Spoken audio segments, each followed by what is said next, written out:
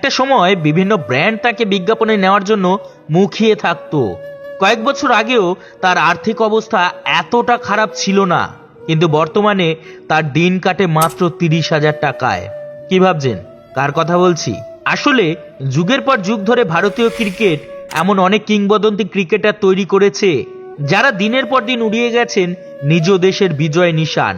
ঠিক তেমনই একটা সময় বিনোদ কাম্বলিকেও ভাবা হতো ভারতের ভবিষ্যৎ কিংবদন্তি ক্রিকেটার হিসাবে, কিন্তু তার হতে পারেননি এই বাঁহাতি ব্যাটার। কিছুদিন আগে কাম্বলিকে দেখা গিয়েছিল কোচ রমাকান্ত আচারকরের স্মৃতিসৌধ উদ্বোধনের অনুষ্ঠানে। সেখানে উপস্থিত ছিলেন শচীন তেন্ডুলকরও। শচীনের সঙ্গে কাম্বলির কথা বলার ছবি ও ভিডিও দেখে আঁতকে উঠেছেন অনেকেই। সকলের একটাই প্রশ্ন, একই অবস্থা কাম্বলির, মদ্যপান, বেহিসাবি জীবন, তাতেই তার সঞ্চিত সমস্ত অর্থ শেষ।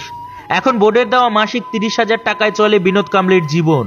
তবে একটা সময় কয়েক কোটি টাকার মালিক ছিলেন তিনি। তবে মদের প্রতি আসক্তিতে ডুবে গিয়েছিলেন বিনোদ। জীবনে ছিল বহু নারী সঙ্গ। প্রথম বিয়ে ভেঙে যাওয়ার পর দ্বিতীয় বিয়েও টেকেনি বিনোদের। আর্থিক অনটনের শিকার হয়ে কিছুদিন আগে চাকরির আবেদনও করতেও দেখা গিয়েছিল তাকে। নোয়েলা লুইসের সঙ্গে বিয়ের পর কাম্বলি প্রাক্তন মডেল অ্যান্ড্রিয়া হিউইটের সঙ্গে বিবাহ বহির্ভূত সম্পর্কে জড়িয়ে পড়েন। এই ঘটনা জানাজানি হতেই বিয়ে ভাঙে তাঁর। এরপর কাম্বলি অ্যান্ড্রিয়া হিউইটকে বিয়ে করেন। 2010 সালে তাদের একটি পুত্র সন্তান হয়। তবে এই বিয়েও তাকে ভালো রাখতে পারেনি। শচীনের সঙ্গে জুটি বেঁধে একটা সময় স্কুল ক্রিকেটে রেকর্ড রান করেছিলেন কাম্বলি।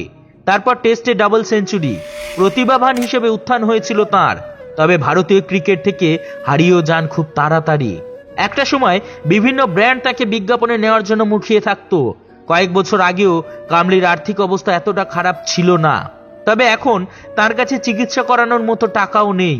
মুম্বাইয়ের বান্দ্রা অঞ্চলে একটি বাড়ি নিয়েছিলেন দেশের প্রাক্তন ক্রিকেটার বিনোদ কাম্বলি, শচীন তেন্ডুলকরের সতীর্থ। যদিও শৃঙ্খলা ধরে রাখতে পারেননি, ক্রিকেট থেকে হারিয়ে গিয়েছেন, তেমনি হারিয়েছেন অনেক কিছুই। বান্দ্রায় যে বাড়িটি নিয়েছিলেন বিনোদ কাম্বলি তার মূল্য প্রায় 6 থেকে 8 কোটি। বিনোদ কাম্বলির বিরুদ্ধে 2013 সালে অভিযোগ দায়ের হয়। বাড়ির মেইনটেন্যান্সের টাকা শোধ করেননি তিনি। তখনই অপরিশোধিত টাকার পরিমাণ ছিল 10 লক্ষ টাকারও বেশি। শুধু তাই নয়, হোম লোন এবং কার লোনের ক্ষেত্রেও একই সমস্যা। বিনোদ কাম্বলি এবং তার স্ত্রীর বিরুদ্ধে ঋণ খেলাপের অভিযোগ ওঠে 2014 সালে। এখন তার পরিস্থিতি আরো সঙ্গীন। বর্তমানে অনেক সতীর্থই চাইছেন বিনোদ কাম্বলিকে স্বাভাবিক জীবনে ফেরাতে, চেষ্টাও করছেন। নেটপাড়ার একাধিক ভিডিও ভাইরাল হচ্ছে। দেখা যাচ্ছে কাম্বলির শরীর একেবারে ভেঙে গিয়েছে। 4 জনের কাঁধে ভর করে হাঁটছেন তিনি, কখনো আবার দাঁড়াতেও পারছেন না। কাম্বলিকে দেখে বুক ফেটে যাচ্ছে কিংবদন্তি সুনীল গাভাস্করের। সানি জানিয়েছেন যে কাম্বলির পাশে দাঁড়িয়ে তিনি তার দায়িত্ব নিতে চান, পিছিয়ে নেই কপিল দেবও। 1983 সালের বিশ্বকাপ জয়ী ভারতীয় দলের সদস্যের এহেন করুণ পরিণতিতে হতাশ ক্রিকেট ভক্তরা। দ্রুত স্বাভাবিক জীবনে ফিরে আসুক বিনোদ কাম্বলি, এমনটাই কামনা করি আমরা। ধন্যবাদ এতক্ষণ আমাদের সাথে থাকার জন্য। আমাদের ভিডিওগুলি যদি আপনাদের ভালো লাগে তবে অবশ্যই আমাদের পাশে থাকবেন।